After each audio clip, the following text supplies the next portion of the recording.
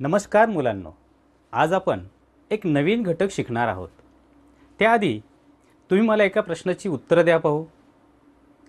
बाळांनो, आपण रस्त्यावरनं गाड्या चालताना पाहतो। ह्या चालणाऱ्या गाड्यांमध्ये कोणतं बरं इंधन लागत असेल? अगदी बरोबर, पेट्रोल, डिझेल, आणखी?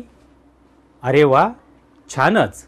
गाडी चालवण्यासाठी पेट्रोल, डिझेल, CNG अशा इंधनांची गरज असते। तसेच माणसाला आपले शरीर चालवण्यासाठी, कार्य करण्यासाठी कोणत्या बरे इंधनाची गरज लागत असेल?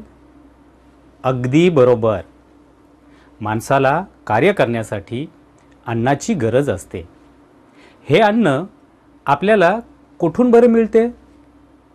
बरोबर, हे अन्न आपल्याला शेतीतून मिळते।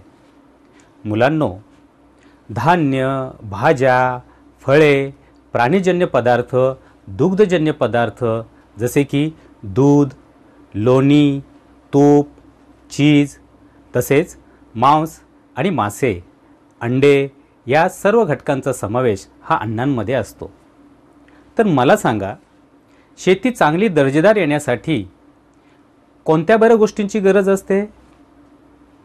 एकदम बरोबर, शेती चांगली दर्जेदार येण्यासाठी चांगले बियाणे, चांगली मशागत, पाणी व्यवस्थापन या सगळ्यांची गरज असते।